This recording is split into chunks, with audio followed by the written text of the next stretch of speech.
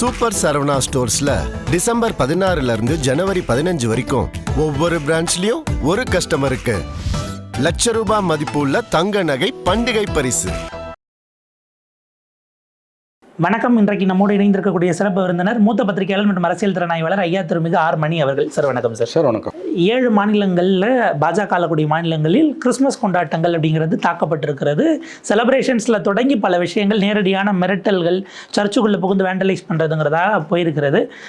Hindutva outfits அடுத்த எதிரியை தேர்ந்தெடுத்திருக்கிறார்களா? ஏன்னா இது சர்வதேச அளவில் மிக நிச்சயமாக எதிர்வினைகள் வரும்னு தெரிஞ்சும் பிரதமர் காலையில் சர்ச்சுக்கு போகிறார், ஆனால் நாள் முழுக்க கிறிஸ்மஸ் கொண்டாட்டங்கள் சூறையாடப்படுகிறதுனா எப்படி பார்க்க வேண்டியிருக்கு sir? This is by design தான், நாட் பை ஆக்சிடென்ட். இது திட்டமிட்டு நடத்தப்பட்ட தாக்குதல். 7 மாநிலங்களில் நடத்தினா இதெல்லாம் யார் செய்கிறான்றது நமக்கு தெரியும். நேரடியாக அவங்க செய்ய மாட்டாங்க. இதுக்குன்னு சில பேர் அவுட் சோர்ஸ் பண்ணி அவங்கள டீலிங் பண்ணி வச்சுருப்பாங்க, அல்லது அவங்க லோ ப்ரொஃபைலில் இருப்பாங்க, அல்லது சிலர் கட்சியில் ஓப்பனாகவே இந்துத்துவ அமைப்புகளை இயங்கிக்கிட்டு இருப்பாங்க. அவங்க இதை செஞ்சாங்கன்னு கையங்கலமாக வீடியோ எவிடன்ஸோட ஆடியோ எவிடன்ஸோடு நீங்கள் பிடிச்சிங்கன்னா கூட ஒரு நடவடிக்கை எடுக்க மாட்டாங்க. இன்னொரு பக்கம் பிரதம மந்திரி சர்ச்சில் போய் கிறிஸ்மஸ் கரோலில் கலந்துப்பார், கிறிஸ்மஸ் வாழ்த்துக்களை பிஷப்புகள்கிட்டேருந்து வாங்கிப்பார். ஆனால் இன்னொரு பக்கம் அடிச்சுக்கிட்டே இருப்பாங்க. இது அவங்களோட ஸ்ட்ராட்டஜி. இது சர்வதேச அளவில் இந்தியாவோட மானம் காற்றுல பறக்குது, சர்வதேச சமூகம் இந்தியாவோட முகத்தில் காரி உமிழுது அப்படின்றத பற்றின கவலை கூட அவங்களுக்கு கிடையாது. அது செய்வாங்க அவங்க. இது மோடியோட ஆசீர்வாதத்தோடு நடக்குதா, மோடியோட ஆசீர்வாதத்தை மீறி நடக்குதான்றது தான் $1 மில்லியன் கொஸ்டின். அதில் there are 2 schools of thought. ஒரு விஷயம் என்னென்னா, ஒரு ஸ்கூல் ஆஃப் தாட் கண்டிப்பாக மோடி இதை விரும்பலை. ஏன்னா சர்வதேச அளவில் தன்னோட புகழை நிலைநாட்ட விரும்புகிறவர். நிச்சயமாக ஒரு சர்ச்சில் இந்த மாதிரி போய் அடித்தானுங்கன்னா கூட பெயர் கெடும் அப்படின்னு அவங்க நினைக்கிறாங்க. இன்னொரு ஸ்கூல் ஆஃப் தாட், இல்லை மோடி விரும்பி தான் பண்ணுறாருன்னு. மோடி விரும்பி பண்ணுறாரோ விரும்பாமல் பண்ணுறாரோ அவரால் இதை தடுக்க முடியலன்றது தான் இப்போ நம்ம கவனிக்க வேண்டிய விஷயம். கிட்டத்தட்ட 10 ஆண்டுகளில் 4000 இன்சிடென்ட்ஸை லிஸ்ட் அவுட் பண்ணியிருக்காங்க இந்தியா முழுவதும். 2014 2024 மோடி வரைக்கும் நான் 4000 இன்சிடென்ட்ஸு. 2024-25 மட்டும் 1500 டாக்குமெண்டட் ஆன்டி கிறிஸ்டியன் அட்டாக்ஸ் நடந்திருக்கு. இதெல்லாம் உங்களுக்கு தன்னெழுச்சியாக ஸ்பொராடிக்காக நடந்ததுன்னு நம்ம கண்டிப்பாக சொல்ல முடியும். From 2014 to 2024 more than 4,000 incidents of violence, intimidation, discrimination against Christians were recorded with annual attacks rising sharply. ஆண்டுதோறும் நடக்கக்கூடிய இந்த தாக்குதல்கள் இந்த 10 ஆண்டுகளில் தொடர்ந்து 2014-24 தொடர்ந்து அதிகரித்து கொண்டே வருகின்றன. அது ரொம்ப முக்கியம். கிராஃப் ஏறிக்கிட்டு இருக்குது. In 25 alone reported document of 334 verified incidents. 25 வரைக்குமே 334 இன்சிடென்ட்ஸ் நடந்திருக்குது. The worst affected Uttar Pradesh and Chhattisgarh. சத்தீஸ்கரில் ரொம்ப எக்ஸ்ட்ரீமாக போயிட்டுருக்குது அங்கே. So these trends have alarmed Christian advocacy groups, human rights monitors who want the daily attacks have become routine in many areas. தினசரி நடக்கக்கூடிய அந்த நடவடிக்கைகள் தொடர்ந்து அதிகரித்து கொண்டே இருக்கின்றன. ஸோ இது நீங்கள் இப்போ கேரளா மாதிரியான இடத்துல எவ்வளோ ஒரு கன்னிங்காக ஒரு ஆட்டிடியூடை பிஜேபி கையாளுதுன்னா, கேரளாவில் முஸ்லீம்ஸுக்கு எதிராக கிறிஸ்டின்ஸை தூண்டி விட்டுட்ருக்காங்க. உங்களுக்கு ஞாபகம் இருக்கும், ஒரு ஆண்டுக்கு முன்பு அங்கே இருக்கக்கூடிய 1.5 ஆண்டுகளுக்கு முன்பு அங்கே ஒன் ஆஃப் த கிறிஸ்டியன் டினாமினேஷன்ஸில் இருக்க ஃபாதர் லவ் ஜிஹாத் ஒரு பெரிய ப்ராப்ளம்னு பேசினார். அப்புறம் அந்த கேரளா ஸ்டோரி படத்தை சில சர்ச்சஸ்லேயே அவங்க திரையிட்டெல்லாம் காமிச்சாங்க. கேரளாவில் முஸ்லீம்ஸை கிறிஸ்டியன்ஸுக்கு எதிராக கிளப்பி விடுறது. ஆனால் ரெஸ்ட் ஆஃப் இந்தியாவில் கிறிஸ்டியன்ஸ் அட்டாக் பண்ணும்போது வாய் மூடி மௌனமாக இருக்கிறது. ஸோ ஒவ்வொரு ஸ்டேட்டுக்கும் ஒரு ஸ்ட்ராட்டஜியை அவங்க பண்ணிக்கிட்டு இருக்காங்க. அந்த 2 நன்ஸை கூட போய் சத்தீஸ்கரில் 2 நன்ஸு பாவம், அவங்க கேரளாவிலேருந்து சத்தீஸ்கருக்கு போன 2 நன்ஸு 2 பேருமே ஒருத்தருக்கு 55 வயசு, ஒருக்கு 58 வயசு என்னமோ. அவங்கள சத்தீஸ்கர் ரயில்வே ஸ்டேஷனில் இறங்கின உடனேயே அவங்க பல ஆண்டுகளாக அங்கே அந்த சர்ச்சஸில் போய் ஊழியம் பண்ணிகிட்டு இருக்காங்க. அவங்கள மதமாற்ற வந்தாங்கன்னு எந்த விதமான ஒரு ஆயுதங்களையும் கையில் வைத்திராத 50 வயதை கடந்தவர்கள் என்றால் முதிர்கண்ணிகள், அவங்க சீனியர் சிட்டிசன்ஸ்க்கு ரேங்க் 2 நன்ஸை அரெஸ்ட் பண்ணி உள்ளே வச்சு அப்புறம் பெரிய அளவில் பிரச்சனை வெடித்து தான் அவங்கள ரிலீஸ் பண்ணாங்க.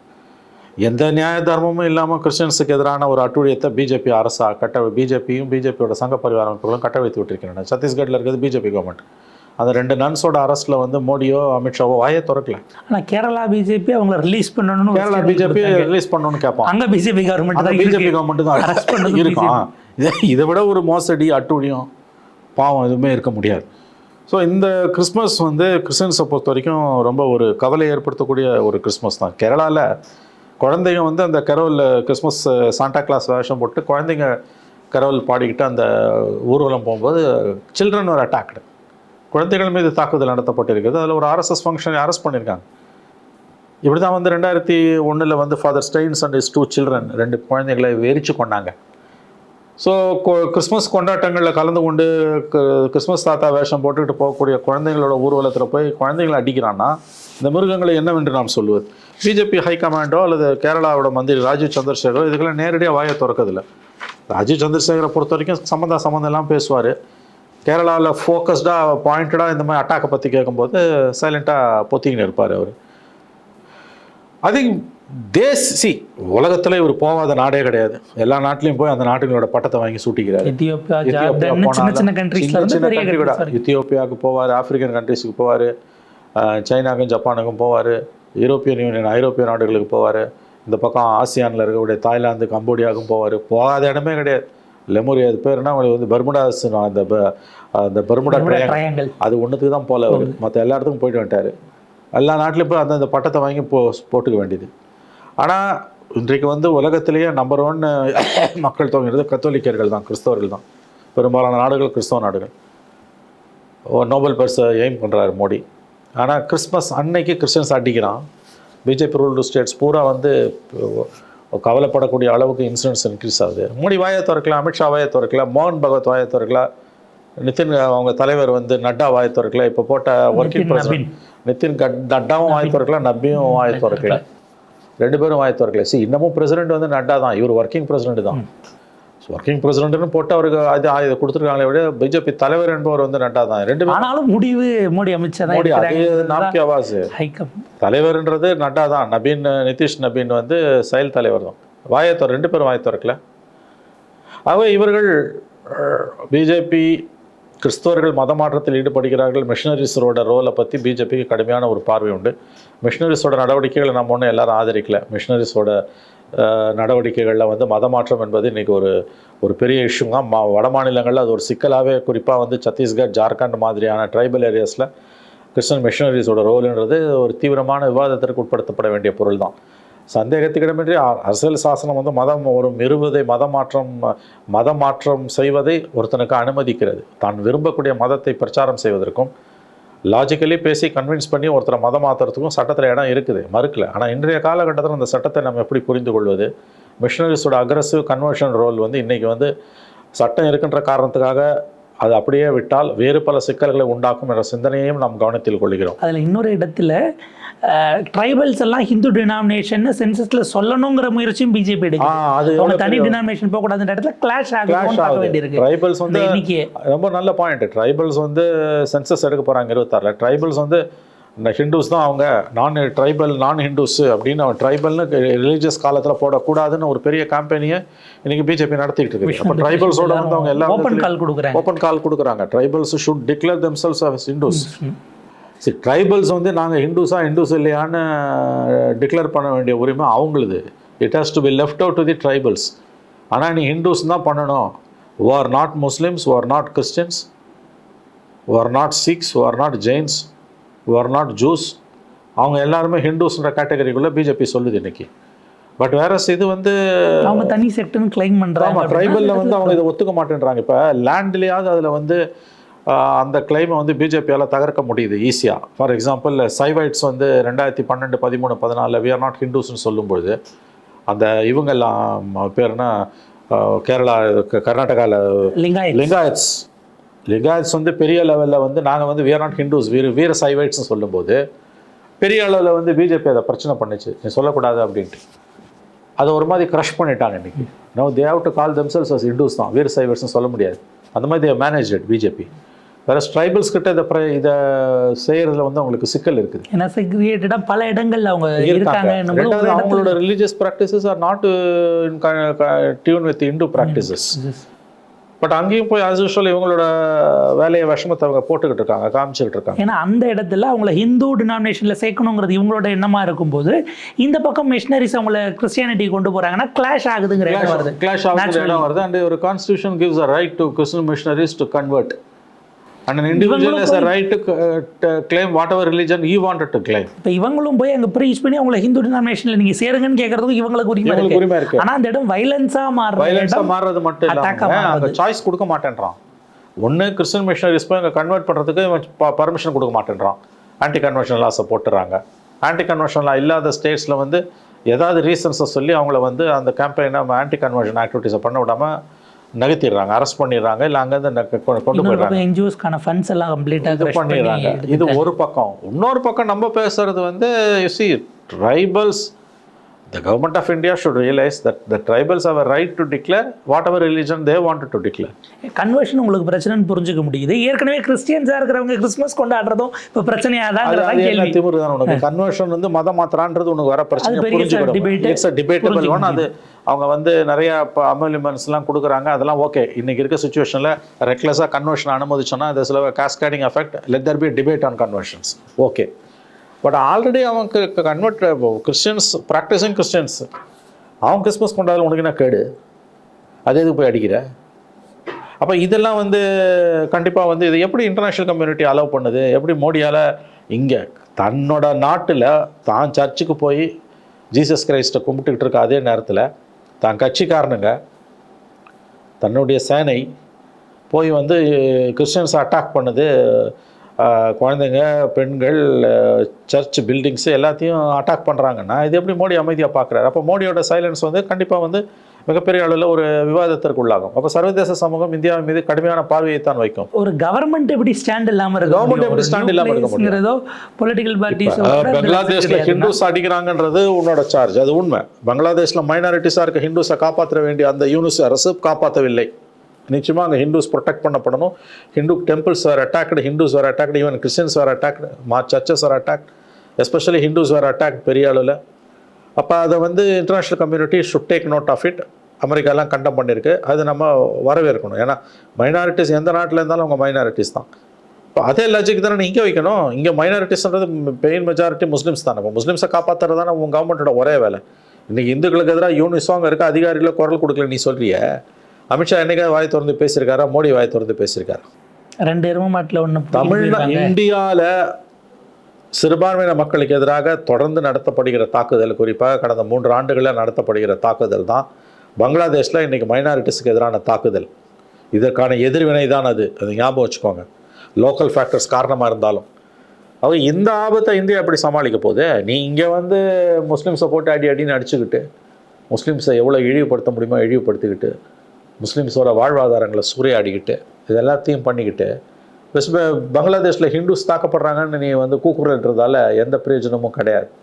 இது ஏதோ ஒரு வகையில் சார் பொலிட்டிக்கலி அவங்களுக்கான பொலிட்டிக்கல் ரெப்ரசன்டேஷனோ இல்லை ஃபினான்ஷியலி மற்ற இடத்துலையோ முஸ்லீம்ஸை ஒரு பாயிண்ட்டுக்கு கீழே கொண்டு போய் வச்சுட்டோம், அடுத்து கிறிஸ்டியன்ஸன் மூவ் ஆனா இருக்காங்களா? ஆமாம், நிச்சயமாக. அவுட்ஃபிட்ஸ் அவங்களை பொறுத்த வரைக்கும் முஸ்லீம்ஸ் கிறிஸ்டியன்ஸ் 2 பேருமே டார்கெட்டட் தான்.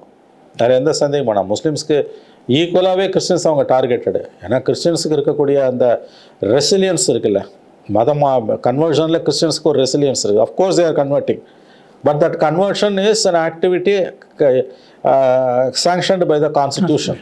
மத மாத்திர நடவடிக்கைகளை மிஷனரிஸ் ஈடுபடுறாங்களா? ஆமாம், ஈடுபடுறாங்க, உண்மைதான்.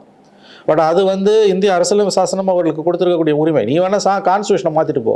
பதிலுக்கு நீங்கள் உங்களுடைய டீச்சிங்ஸை, ப்ரீச்சிங்ஸை, வேல்யூஸை கொண்டு போய் பரப்புரை பண்ணுங்க, அதில் ஒன்றும் சிக்கல் இல்லையே. உங்களுக்கான அந்த ரைட் உங்களுக்கு தானே இருக்கு. முஸ்லீம்ஸ் வந்து மெயின் எனிமிங்க, அதனால அவங்களை கிட்டத்தட்ட க்ரஷ் பண்ணிட்டானுங்க. அவங்களுக்கு கூடுதலாக இன்னும் வந்து இங்கே கடந்த காலத்தில் நிகழ்ந்த படையெடுப்புகள், பாகிஸ்தான் பிரிவினை எல்லாம் அவங்களுக்கு அந்த பேக் ஸ்டோரியாக அது அவங்களுக்கு ஒரு சேனலாக தான் இருக்குது. அது நம்ம அந்த வடு வந்து ஆறல, அதனால தான் வட இந்தியாவில் பிஜேபி வளருது, தென் இந்தியாவில் வளரல. நம்ம அதை அனுபவிச்சதே இல்லை. We only say that let there be a level playing field and minorities-க்கு எக்ஸ்ட்ரா காஷியஸாக வந்து எக்ஸ்ட்ரா பெனிஃபிட்ஸை கொடுங்க. இன்றைக்கி இப்போ சிறுபான்மையின மக்கள், இஸ்லாமிய மக்களோட மிகப்பெரிய பிரச்சனை பெண் கல்வி. இஸ்லாமிய சமூகம் மக்கள் தொகை அதிகமாக இருக்கிறது. அதிகமான மக்கள் தொகை சிறுபான்மையினர் வகையில் சில மாநிலங்களில் வந்து ஃபாஸ்ட் க்ரோயிங் பாப்புலேஷனு, முஸ்லீம் பாப்புலேஷனு, அதெல்லாம் உண்மை தான். ஆனால் அவங்களோட பிரச்சனைன்றது வந்து தர்கா, கோயில், மசூதியெல்லாம் கிடையாது. அவங்களோட பிரச்சனைன்றது வந்து பெண் கல்வி, வேலையில்லா திண்டாட்டம், சுகாதார கட்டமைப்பு இல்லாதது, போதிய வீட்டு வசதி இல்லாதது. இதை அட்ரஸ் பண்ணுறதுக்கு எவனுமே வராமல் முஸ்லீம்ஸை வந்து ஓட் பேங்காக கருதுகிற போக்கு வந்து தமிழ்நாட்டிலே சரி, திமுக இருக்கட்டும், அதிமுக இருக்கட்டும், இல்லை தேசிய அளவில் காங்கிரஸாக இருக்கட்டும், முஸ்லீம்ஸை ஓட் பேங்காக கருதுனது தான் பிஜேபி வளர்கிறதுக்கு காரணம். இந்த திமுக ஒன்றும் பெருசாக முஸ்லீமோட நலத்துக்கு எதுவுமே செஞ்சில்லை. இன்றைக்கி சிறுபான்மையின முஸ்லீம் கம்யூனிட்டியோட மிகப்பெரிய ப்ராப்ளம் வந்து விமன் ஏஜ், பெண் கல்வி. அந்த பெண் கல்விக்கு இவங்க என்ன செஞ்சாங்க? 2 பேரும் ஓட் பேங்காக தான் நீ அவங்கள காப்பாற்றிருக்க, கருதி வச்சுருக்க. அதனால தான் அவன் அந்த பக்கம் போகிறான். பிஜேபி சாரி முஸ்லீம் பாடிஸ் உள்ள தீவிரவாத ரேடிக்கல் அவுட்ஃபிட்டை நோக்கி அவனுங்க நகர்றதுக்கு காரணம் நீ எங்களை ஓட் பேங்காக வச்சுருக்கன்றது தான். இந்த கோவை சிறைவாசிகள் 30 வருஷமாக ஜெயிலில் இருக்கவங்களே இன்னமும் விடலை. 30 கிளாஸ் மேலே இருக்கக்கூடிய ஒரு அதிருப்தி தீவிரப்படுகிறது. ஆமாம், அது இன்னும் அவனை வந்து அவங்க கம்யூனிட்டிக்குள்ளே இருக்கக்கூடிய மதவாதிகள் பக்கம் இழுத்துட்டு போகுது. 30 வருஷமாக நீ ஜெயிலில் வச்சுருக்க. ராஜீவ்காந்தி கில்லர்ஸ் 30 வருஷமாக இருக்கான்னு வெளியில் விட்டல. அதே லாஜிக் தானே வந்து நீண்ட நாள் சிறைவாசத்தில் அனுபவிக்கக்கூடிய இஸ்லாமிய கைதிகளுக்கு இருக்குது. இத்தனை இஸ்லாமிய சிறை கைதிகளை விடுதலை பண்ணுவேன்னு வெக்கமே இல்லாமல் மேனிஃபெஸ்டோவில் சொன்னீங்க. அது முடியாதுன்னு உனக்கு தெரியும். 4 வருஷம் அது இன்னும் நீ ரிலீஸ் பண்ணல. இப்போ கூச்சமே இல்லாமல் அடுத்த மேனிஃபெஸ்டோ கமிட்டி கனிமொழி தலைமையில் போட்டிருக்காங்க. அதுலேயே இதே வாக்குறுதியை கொடுப்பானுங்க. காசாக பணமாக அள்ளி விட வேண்டியதானே. அப்போ முஸ்லீம்ஸாக வாக்கு வங்கியாக இவர்கள் கருதியதன் விளைவு. அது உள்ளே இருக்கக்கூடிய அமைப்புகள் வந்து வெவ்வேறு குரூப்ஸாக போகிறாங்க. அது இந்த மாதிரியான தாக்குதல் வரும்போது பிஜேபியோட கிறிஸ்டியன்ஸ் மீதான தாக்குதல் என்பது முஸ்லிம்ஸ் மீதான தாக்குதலை விட ஆபத்தானது. ஏன்னு கேட்டிங்கன்னா இது வந்து சர்வதேச அளவில் இந்தியாவுக்கு மிகப்பெரிய அவப்பெயரை கொண்டு வரும். ரெண்டாவது, இதன் மூலமாக வந்து கிறிஸ்டியன்ஸ் மூலம் தாக்குறது மூலமாக அதே நேரத்தில் இன்னொரு பக்கம் சில மாநிலங்களில் முஸ்லீம்களுக்கு எதிராகவும் கிறிஸ்டியன்களை தூண்டி விடுறாங்க. ஸோ ஒரு விதமான ஒரு பதட்ட நிலையிலேயே இந்திய சமூகம் இருப்பதைத்தான் மோடி அரசு விரும்புகிறது. இந்திய மக்கள் ஒற்றுமையுடன் இதை முறியடிக்க வேண்டும். ஏன்னா இப்போ எல்லா ஸ்டேட்லையும் ஜம்மு காஷ்மீரில் தொடங்கி வெஸ்ட் பெங்கால் வரைக்கும் பாஜகவினர் தனித்தனியாக போராடுகிறார்கள். வங்கதேசத்தில் இருக்கக்கூடிய இந்துக்களுக்காக போராடுகிறார்கள். பிரதமருடைய குரல் ஒரு ஸ்டேட்மெண்ட்டாக கூட வரல. ஒரு 4 நாட்கள் கழித்து தான் இந்த எக்ஸ்டர்னல் அஃபேர்ஸ் அதை நாங்கள் கண்டிக்கிறோம், அதுக்கு பின்னாடி ஒரு பேட்டர்ன் இருக்குது அப்படிங்கிற மாதிரியான விஷயத்த சொன்னாங்க. டாக்கா சைட்லேருந்து அதை மறுத்து இருக்கிறாங்க. பட் அதை தாண்டி பிரதமருக்குன்னு ஒரு குரல் இல்லைங்கிறத எப்படி பார்க்க வேண்டியிருக்கு. அவர் ரொம்ப எல்லாத்துக்கும் உடச்சி பேசக்கூடியவராச்சே. இந்திய வெளியுறவு கொள்கை தோல்வி வங்கதேச நிலவரம். அதாவது வந்து it's a monumental failure. Modi governments, Narendra Modi governments monumental failure is in Bangladesh. The situation in Bangladesh, alarming situation in Bangladesh is a classic example of Modi government's foreign policy failure. 12 ஆண்டு மோடி அரசாங்கத்தோட வெளியுறவு கொள்கையின் படுதோல்வியின் அடையாளம், இப்பொழுதைக்கு உச்சகட்ட அடையாளம் வங்கதேச நிலவரம். மோடி 12 ஆண்டுகளில் இந்தியாவுக்கு பிரதமராக வந்த பிறகு இங்கே இருக்கக்கூடிய சிறுபான்மையின மக்கள் மீது, முஸ்லீம்ஸ் மீது தொடுக்கப்பட்ட தாக்குதல் வங்கதேசத்தில் இன்றைக்கி இந்துக்களுக்கு எதிரான தாக்குதலாக திரும்பி இருக்குது. இந்தியாவில் சிறுபான்மையின மக்களை மோடி அரசு காப்பாற்ற தவறியதற்கான விலையை வங்கதேசத்தில் கொடுத்து கொண்டிருக்கிறது. அங்கே இருக்கக்கூடிய இந்துக்கள், வங்கதேசத்தில் பிறந்து வளர்ந்த இந்துக்கள், அவர்கள் வங்கதேச குடிமக்கள்.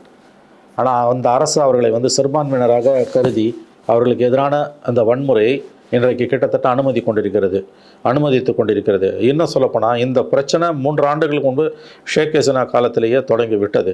2022 ஆயுத பூஜா, மேற்கு வங்கத்தில் மிகப்பெரிய அளவில் கொண்டாடப்படக்கூடிய பூஜா, காளி பூஜா. அந்த பூஜாவில் அது வந்து மேற்கு வங்கத்தில் நடத்தப்படக்கூடிய காளி பூஜை கொண்டாட்டங்கள் இதுலேயும் தொடரும். மேற்கு வங்கதேசத்திலையும் தொடரும். லைன் அப்படிங்கிறது கல்ச்சுரல் லீனியேஜ். வங்கதேசத்தில் 2022 பூஜா ஹாலிடேஸ் அப்போ நடந்த இன்ட்ரெஸ்டிங்கான ஒரு சம்பவம் என்னென்னா, வங்கதேசத்தில் டாக்காலேருந்து 100 கிலோமீட்டர் 50 கிலோமீட்டர் தள்ளி இருக்கக்கூடிய ஒரு பகுதியில் மிகப்பெரிய அளவில் பூஜா பந்தல் போடப்பட்டிருக்கிறது, காளி பூஜா பந்தல் போடப்பட்டிருக்கிறது. வீடியோ கான்ஃபரன்சிங் மூலம் அந்த பூஜா கொண்டாட்டக்காரர்களுக்கு பிரதமர் ஷேக் ஹசீனா, அன்றைய பிரதமர் உரையாற்றுகிறார். அவர் உரையாற்றும் பொழுது சொன்ன ரொம்ப இன்ட்ரெஸ்டிங்கான ஒரு பாயிண்ட். ஆக்சுவலாக வங்கதேசத்தில் நிலைமை எவ்வளோ மோசமாக இருக்குன்றதுக்கு அதுவே ஒரு சரியான உதாரணம். 22 பூஜா ஹாலிடேஸ், கரெக்டாக 2 வருஷம் போத்து 24 ஆகஸ்ட்டில் தான் இவர் தப்பி ஓடி வராங்க ஷேக் ஹசீனா. அப்போ அந்த பேச்சில் வந்து வங்கதேச தன்னுடைய மாளிகை, பிரதமர் மாளிகையிலிருந்து டாக்காவில் இருந்துட்டு அங்கேருந்து ஒரு 50-55 கிலோமீட்டர் தள்ளி இருக்கக்கூடிய ஒரு பகுதியில் கூடியிருந்த காளி பூஜையை கொண்டாடுவதற்காக கூடியிருந்த இந்து பக்தர்கள், வங்காளிகள் எல்லோரும், அவர்கள் மத்தியில் வீடியோ கான்ஃபரன்சிங் மூலம் டாக்காவிலேருந்து பேசிய ஷேக் ஹசீனா ரொம்ப முக்கியமான ஸ்பீச். நீங்கள் வந்து அப்பயே வந்து வங்கதேசத்து இந்துக்களுக்கு எதிரான தாக்குதல்களை தொடங்கி இருந்தன, துர்கா பந்தல்கள் எல்லாம் கொளுத்தப்பட்டிருந்தன சில இடங்களில். அதையெல்லாம் நினைவு கூர்ந்த ஷேக் ஹசீனா சொன்ன ஒரு பாயிண்ட் தான் ரொம்ப ரொம்ப ரொம்ப முக்கியமானது. அவர் சொன்னார், ஷேக் ஹசீனா, நம்முடைய அண்டை மாநிலமான இந்தியாவில் நடைபெறும் சம்பவங்கள் நமக்கு மிகுந்த கவலை அளிக்கின்றன. குறிப்பாக சிறுபான்மையின மக்கள் மீது இந்தியாவில் கடும் தாக்குதல் தொடக்கப்படுகிறது. பிரதமர் அங்கு இருக்கிறார், ஆனாலும் அங்கு கடும் தாக்குதல் நடக்கிறது. இது இப்படியே போனால், ஷேக் ஹசீனாவோட ஃபேமஸ் வேர்ட்ஸ், இது இப்படியே போனால் இந்தியாவில் சிறுபான்மையின மக்களுக்கு எதிரான தாக்குதல்கள், குறிப்பாக இஸ்லாமியர்களுக்கு எதிரான தாக்குதல்களை அவர் சொல்லுகிறார். இது இப்படியே போகுமே ஆனால் அதற்கான எதிர்வினை இங்கு இருப்பதை நாம் தவிர்க்க முடியாது. இது அவர் சொன்ன வார்த்தை. தடுக்க முடியாதுன்னு சொல்லலை, தவிர்க்க முடியாது. இன்னெவிட்டபிள்றாங்க. எவ்வளோ பெரிய லோடட் ஸ்டேட்மெண்ட். ஷேக் ஹசீனாவோட ஃபேமஸ் வேர்ட்ஸுங்க இது. 2024 ஆமாம் 22 டாக்கா பக்கத்தில் இருக்கக்கூடிய ஒரு ஊரில் அந்த ஊர் வீடியோ கான்ஃபரன்ஸில் பூஜா ஹாலிடேஸ் பூஜை, இப்போ காளி பூஜைக்காக வந்திருந்த ஆயுத பூஜா, அது ஏறத்தாழ இனிமேல் யார் ஆட்சிக்கு வந்தாலும் அது ஸ்டாண்ட் ஆஃப் தி ஸ்டேட்டா மாறுமாங்கிற கேள்வி. அதுதான் சொல்றேன். ஏன்னா இந்த வார்த்தையை இப்போ யூனிஸ் சொல்லியிருந்தாலும் ஆச்சரியம் இல்லை. ஏன்னா இஸ் அமெரிக்கன் ஸ்டூஜ் அண்ட் மதவாதிகளுக்கு தெரிஞ்சோ தெரியாமலோ யூனிஸ் தொண போயிட்டு இருக்காரு. Sheikh Hasina was a thorough secular person. Bangladesh is not an Islamic country. Mujibur Rahman, great Mujibur Rahman's daughter. Sheikh Hasina வாயிலேருந்து அந்த வார்த்தை வந்தது. நம்முடைய அண்டை நாடான இந்தியாவில் சிறுபான்மையின மக்கள் தொடர்ந்து தாக்கப்படுவார்களே ஆனால் அதனுடைய எதிரொலி, அவங்க சொன்ன வார்த்தை, த எக்கோ, இங்கு ஏற்படுவதை நம்மால் தவிர்க்க முடியாது. Very very loaded statement. But 2021 corona, 22, 23, 24 ஏன் 20லேருந்தே எடுத்துக்கலாம். பங்களாதேஷில் இந்து கோயில்களுக்கு எதிராக நடந்த தாக்குதல்களில் மோடி அரசு இன்ட்ரெஸ்டிங்லி வாய் மூடி மௌனம் காத்தது. இன்னும் சொல்ல போனால் பாகிஸ்தான்லாம் கூட அந்த அளவுக்கு கோயில்கள் தாக்கப்படவில்லை, தகர்க்கப்படவில்லை. ஆஸ்திரேலியாவில் கூட நடக்கலை. அந்த அளவுக்கு உலகிலேயே அங்கே இந்துக்களுக்கு எதிரான கலவரங்கள் மிகப்பெரிய அளவில் நடந்து தனிப்பட்ட முறையில் இந்துக்கள் கொல்லப்பட்டது மற்றும் இந்து கோயில்கள் தாக்கப்பட்டது எங்கன்னா கடந்த 4 ஆண்டுகளில் அது பங்களாதேஷில் தான். பாகிஸ்தானில் கூட கிடையாது, வேறு எந்த நாட்டிலையும் கிடையாது, டர்க்கியில் கூட கிடையாது. ஆனால் இதில் ரொம்ப முக்கியமான விஷயம், வங்கதேசத்தில் இந்த தாக்குதல் நடைபெற்றது மட்டும் கிடையாது. அதை விட முக்கியமான விஷயம், அதில் எந்த எதிர்வினையும் மாற்றாமல் இந்தியா இருந்தது. இன்ஃபேக்ட் ஷேக் ஹசீனாவோட இந்த ஸ்டேட்மெண்ட்டை பற்றி அங்கே கேள்விகள் கேட்ட பொழுது அங்கே இருக்கக்கூடிய இந்தியன் அம்பாசிடர், ஹை கமிஷன்லாம் வாய்மூடி மௌனமாக இருக்காங்க. அதன் பிறகு இந்தியாவிலேயும் அது குறித்த கேள்விகள் எழுப்பப்பட்ட போது டினையல் மோடில் தான் பிஜேபி இருந்தது. ஸோ வங்கதேசத்தில் ஹிந்துக்களுக்கு எதிரான ரியாக்ஷன் கொடுத்தாங்கல்ல, கனடாவில் கொடுத்த முடிஞ்ச ரியாக்ஷனை மோடியால் ஒரு கோயிலை சுற்றி 6 மணி நேரம் சுற்றி வரானுங்க. கடைசியில் ஒரு போர்ஷனை, அந்த கோயிலோட ஒரு போர்ஷனை மட்டும் உடச்சானுங்கன்னா அதுக்கு ஆஹா ஓஹான்னு குதிக்கக்கூடிய பிஜேபி வங்கதேசத்தில் 2022, 23, 24, 25 கிட்டத்தட்ட 5 ஆண்டுகளாக நடக்கக்கூடிய சிறுபான்மையின மக்கள், அங்கே சிறுபான்மையின இந்துக்கள் மட்டுமில்லை கிறிஸ்தவர்களும் இருக்கிறார்கள். But the biggest denomination is Hindus. அங்கே இருக்கக்கூடிய இந்துக்களுக்கு எதிரான அவர்கள் சிறுபான்மையினர். வாய் திறக்க வேண்டிய அளவுக்கு வாய் திறக்கவில்லை பிஜேபி. ஏன்னா பாகிஸ்தான், ஆப்கானிஸ்தான் அங்கே இந்த சிக்கல் இருக்குது. பாகிஸ்தானை காலி பண்ண இப்போ ஆப்கானிஸ்தானோட கரங்கோத்திருக்கு இந்தியா. சைனீஸ் இன்ஃப்ளூயன்ஸை மட்டுப்படுத்த ஷேக் ஹசீனாவோ பங்களாதேஷும் எவ்வளோ தப்பு பண்ணாலும் அவங்கள கைக்குள்ளே வச்சுக்கணும்னு விரும்புது பிஜேபி. அதனால தான் அவங்களோட கோர் இஷ்யூ ஹிந்துக்கள் நலன். சோகால் ஹிந்து கத்ரே ஆட்சிக்கு வந்தல அந்த originally genuinely Hindus are in danger in Bangladesh. ஆனால் ஒரு ஸ்டேட்மெண்ட் கூட இந்தியன் கவர்மெண்ட் கிட்ட வரல. என்னன்னா அங்கே இருக்கக்கூடிய அங்கே business interest with many BJP leaders with Bangladesh plus இந்த ரீஜனில் சைனீஸ் இன்ஃப்ளூயன்ஸை குறைக்கணும்னா இதெல்லாம் செஞ்சாகணும். ஸோ பிஜேபியும் ரெட்டநாக்கில் தான் பேசுதுன்றது பட்டவர்தனமாக தெரிஞ்ச உண்மை. ஒரு நிறைய கேள்வி சார், இந்த பங்களாதேஷ் இஷ்யூ சம்மந்தமாக போராட்டம் வெஸ்ட் பெங்காலில் நடக்கும்போது ஒரு சீரியஸான வார்த்தையை சுவேந்து அதிகாரி பேசியிருக்கிறார். இஸ்ரேல் காசாவில் செய்ததை போன்ற பாடத்தை நாம் வங்கதேசத்திற்கு கற்பிக்க வேண்டும்னு இந்தியன் ஸ்டேட் அந்த மாதிரி செய்யணும்னு அவர் அறைகோள் விடுத்திருக்கிறார். இந்தியன் ஸ்டேட்டோட வாய்ஸ் இப்படி தான் இருக்குமா, இல்லை அது அவர் பெங்கால் எலெக்ஷனை மையப்படுத்தி பங்களாதேஷில் முஸ்லீம்ஸ்க்கு எதிராக தானே அப்படிங்கிற டார்கெட்டடாக அவர் பேசுகிறாரு? எப்படி பார்க்குறீங்க? காசாவில் முஸ்லீம்ஸ்க்கு எதிராக பண்ணது மனித குலத்துக்கு எதிரான குற்றங்கள். பங்களாதேஷில் போய் மனித குலத்துக்கு எதிரான குற்றங்களை நிகழ்த்தணும்னு சொல்கிறது முதல்ல கருத்தியல் ரீதியாக as a policy and as a thought and as a process highly condemnable, மிகுந்த கண்டனத்துக்குரியது, அட்டுழியத்தனமானது. அங்கே காசாவில் பண்ண மாதிரி நீ பண்ணணும்னா இங்கே இருக்கிற இஸ்லாமியர்களை கொன்றொழிக்க வேண்டும் என்று பேசுகிறார். அவர் பேர் என்ன? சுவேந்தர் அதிகாரி. அவர் சிறையில் தள்ளப்பட வேண்டும். அவர் ஹேட் ஸ்பீச் பேசியதற்காக சிறையில் தள்ளப்பட வேண்டும். இது அடுத்த நாட்டோட விவகாரம். இன்னொரு முக்கியமான விஷயம், காசாவில் இஸ்ரேல் பண்ணதை இந்தியா நினச்சா கூட பங்களாதேஷில் பண்ண முடியாது. Bangladesh is a very powerful army backed up by Chinese and American technology. So நினச்சா கூட ஒன்று இன் பிரின்சிபல் முடியுமா, செய்யலாமா, கூடாதா? சத்தியமாக செய்யக்கூடாது. அந்த ஆட்டிடியூடே தப்பு. 67,000 பேர் 70,000 பேரை கொலை பண்ண இஸ்ரேலோட இந்தியா ஒப்பிட முடியாது. இந்தியா ஒருபோது போட்டி போட முடியாது. நம்மளோட சர்வதேச வெளியுறவு கொள்கை என்பது அத்தகைய மூர்க்கங்களின் அடிப்படையில் கட்டமைக்கப்பட்டதல்ல. ரெண்டாவது, நம்ம நினச்சாலும் செய்ய முடியாது. அது ஒரு நான் ஸ்டேட் ஆக்டர். யார் காசாவில் ஹமாஸ் இஸ் அ நான் state actor, whereas Bangladesh is a regular army. இந்த மினிட் இன்னைக்கு இந்தியா மிலிட்ரி இன்டர்வென்ஷன் கனவு கூட காண முடியாது. நினச்சா சைனீஸ் ஃபோர்ஸஸ் உள்ளே வந்து நிற்கும். ஸோ இந்த மாதிரியெல்லாம் பேசுறது தான் வந்து உங்களுக்கு வந்து ரொம்ப டேஞ்சரஸ் ஆனது. பங்களாதேஷ் இஸ் அ சீரியஸ் இஷ்யூங்க. மோடி கவர்மெண்ட்டோட 12 ஆண்டு கால வெளியுறவு கொள்கையின் நம்பர் 1 சவால், தி சேலஞ்ச் வந்து பங்களாதேஷ். பங்களாதேஷ் இஸ் இன்ஃபில்ட்ரேட்டர்ஸ்ங்கிறதுனால இதில் ஒரு மௌனம் காக்குறாங்களா? இல்லைங்க, இன்ஃபில்ட்ரேட்டர்ஸ் மட்டும் இல்லைங்க. நான் தான் ஆரம்பத்துலேருந்தே சொல்கிறேனாங்க, ஹிந்துஸ் எங்கேயாவது தாக்கப்பட்டா, கனடாவில் ஒரு ஹிந்து தாக்கப்பட்டா கூட, அல்லது யூஎஸில் வந்து யாராவது ஒரு ஹிந்துவுக்கு ஏதாவது ஒரு தனிப்பட்ட பகையாது இருந்ததுன்னா கூட கச்சை கட்டிக்கிட்டு குதி தேழக்கூடிய அமித்ஷாவும் மோடியும் வெளியுறவுத்துறையும் பிரதமர் அலுவலகமும் இன்றைக்கி இல்லைங்க, 22லேருந்து இந்த 4-5 ஆண்டுகளாக பங்களாதேஷ் விவகாரத்தில் கையது கொண்டு மெய்யது பொத்திக்கின்னு இருக்காங்க. இந்த சிச்சுவேஷன் இப்படி ஆகிறதுக்கு முன்னால் நான் சொல்கிறேன், 22ல் மிகப்பெரிய அளவில் கலவரம் வெடித்தது. இந்தியாவில் சிறுபான்மையினர் தாக்கப்பட்டால் அதனுடைய எதிரொலி பங்களாதேஷில் இருப்பதை தடுக்க முடியாதுன்னு வெளிப்படையாக இந்துக்களுக்கு எதிரான தாக்குதல்களை நியாயப்படுத்தி பேசியவர் இன்னைக்கு இந்தியாவில் தஞ்சம் புகுந்து இருக்கக்கூடிய ஷேக் ஹசீனா. கிட்டத்தட்ட 15 இந்து கோயில்கள் தகர்க்கப்பட்டன அந்த ஓராண்டு மட்டும், 22-23. நான் சொல்லக்கூடிய எண்ணிக்கை கொஞ்சம் கூட குறையா இருக்கலாம். 15 இந்து கோயில்கள் தகர்க்கப்பட்டன. இது மனித குலத்துக்கு எதிரான குற்றம். ஏன்னா எல்லா நாட்டிலையுமே சிறுபான்மையின மக்கள் பாதுகாப்பு என்பது paramount. Number 1 duty of any government is to protect minorities. வங்கதேசத்தை பொறுத்த வரைக்கும் சிறுபான்மையின மக்கள் என்பவர்கள் இந்துக்களும் கிறிஸ்தவர்களும் தான். அப்போ இந்துக்களுடைய ஒரு 15 கோயில்கள் தகர்க்கப்பட்டிருக்கின்றன 2022-23 காலகட்டத்தில். என்னால் ஒன்றுமே செய்ய முடியாதுன்னு வெளிப்படையாக அந்த நாட்டோட உள்துறை அமைச்சர் பேசுகிறார். இந்தியா மௌனம் காத்தது. அப்போ அதற்கான பலனை தான் நம்ம இன்றைக்கி அனுபவிக்கிறோம். ஒன்று ஞாபகம் வச்சுக்கோங்க, பங்களாதேஷில் சுச்சுவேஷன் மோசம் அடைஞ்சதுன்னா, அது எலெக்ஷன்ஸ்லாம் வருது பெங்காலில், அதனுடைய விளைவு வந்து இந்தியாவில் இருக்கும். ஏன்னா வந்து இங்கே இருக்கக்கூடிய இந்துத்துவ அமைப்புகள், இங்கே இருக்கக்கூடிய இஸ்லாமியர்களுக்கு எதிரான ஒரு வன்முறையை கட்டவிழ்த்து விடுவதற்கு வாய்ப்பு இருக்கிறது. தானிக்கு தீனின்னு அந்த வாய்ப்பு இருக்குது. 2 பேருமே, அதாவது 2 மதத்தில் இருக்க ஃபண்டமெண்டலிஸ்ட்ஸுமே தே த்ரைவ் ஆன் ஈச் அதர். அவனை காமிச்சு இவன் வளருவான், இவனை காமிச்சு அவன் வளருவான். அது அங்கே வந்து இப்போ பாகிஸ்தானோட ISI இன்ஃப்ளூயன்ஸ் ரொம்ப அதிகமாகிடுச்சு பங்களாதேஷில். பாகிஸ்தானி சைனீஸ் இன்ஃப்ளூயன்ஸும் அதிகமாகிடுச்சு. ஒரு ஆஸ்பிரேஷனல் மிடில் கிளாஸ் அங்கே இன்றைக்கி வளர்ந்துக்கிட்டு இருக்குது.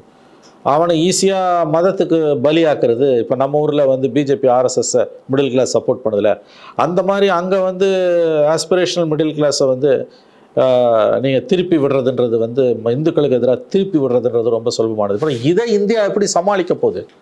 ஒரு என்ன பாலிசி? நான் ஒரு ஆல் பார்ட்டி மீட்டிங்கை மோடி கூப்பிடல, குறைஞ்சபட்சம் வெஸ்ட் பெங்கால் சீஃப் மினிஸ்டர் அழைச்சி பேசியிருக்கணும். ஏன்னா வெளியுறவு கொள்கை என்பது இந்தியாவுடைய மாநிலங்கள், சில மாநிலங்களுக்கு சில அண்டை நாடுகளுடன் தொப்புள் கொடி உறவு இருக்கிறது. அப்போ இந்தியாவோட வெளியுறவு கொள்கையில் மாநில கட்சிகளுக்கும் ஒரு பெரிய பங்கு இருக்கிறது. அந்த காலத்தில் வந்து வெஸ்ட் பெங்கால் பங்களாதேஷ் சம்பந்தமான எந்த முக்கியமான ஒரு இஷ்யூ, ஒப்பந்தம், பிரகடனம்னாலும் சாதாரணமாக இந்திரா காந்தி அன்றைக்கு இருந்தபோது ஜோதி பாசுவோட பேசுவார், மேற்கு வங்க முதலமைச்சரோட. மன்மோகன் சிங் அரசு இருந்தப்போ கூட மம்தாவோட பேசியிருந்தாங்க. இந்த முறை சுத்தமாக கண்டுக்கிறதே கிடையாது. இப்போ தீஸ்தா வாட்டர் செட்டில்மெண்ட்டில் கூட அதான் மம்தா பானர்ஜியோட மிகப்பெரிய ஒரு பிரச்சனை. அந்த அந்த இப்போ நீர் பங்கீட்டில் பங்களாதேஷில் வந்து மேற்கு வங்க அரசு அவங்க கலந்து கொள்ளவே இல்லை. ஏனெனில் அந்த நீர்த்தேக்கத்தில் இருந்து தான் வந்து அந்த மேற்கு வங்கத்துக்கும் தண்ணீர் போய் கொண்டிருக்கிறது. அப்போ இந்த மாதிரி ஒரு வெளியுறவு கொள்கை என்பது மத்திய பட்டியல், யூனியன் லிஸ்ட், சென்ட்ரல் சப்ஜெக்டாக இருந்தாலும் வெளியுறவு கொள்கையில் வந்து இந்தியாவுடன் தொப்புள் கொடி உறவு வைத்திருக்கக்கூடிய மாநிலங்கள் கலந்தாலோசிக்கப்பட வேண்டும், பட்டது என்பது கடந்த கால வரலாறு. பகல்காம் அட்டாக்கு JNKவில் உங்களுக்கு 3 MP இல்லைன்னுட்டு சீஃப் மினிஸ்டர் உமர் அப்துல்லாவே கூப்பிடல. ஆனால் மக்களோட பிரதிநிதி அவரு தானே. ஆகவே இந்தியாவோட வெளியுறவு கொள்கை என்பது மற்ற நாடுகளைப் போல அல்லாமல் இது இங்கே வந்து பிராந்திய கட்சிகளுக்கும் அதில் பெருத்த பங்கு உண்டு. பார்டர் ஸ்டேட்ஸ் அப்படின்னும்போது நீங்க அவங்களுக்கு அப்போ பங்களாதேஷில் இருக்கக்கூடிய இந்த சுச்சுவேஷனை இந்திய அரசு எப்படி சமாளிக்க போகிறது? வரட்டுத்தனமாக பிஜேபி நடந்துக்குச்சுன்னா இந்தியா பேரழிவை சந்திக்கும். ஏன்னா it will be a foreign policy disaster for India.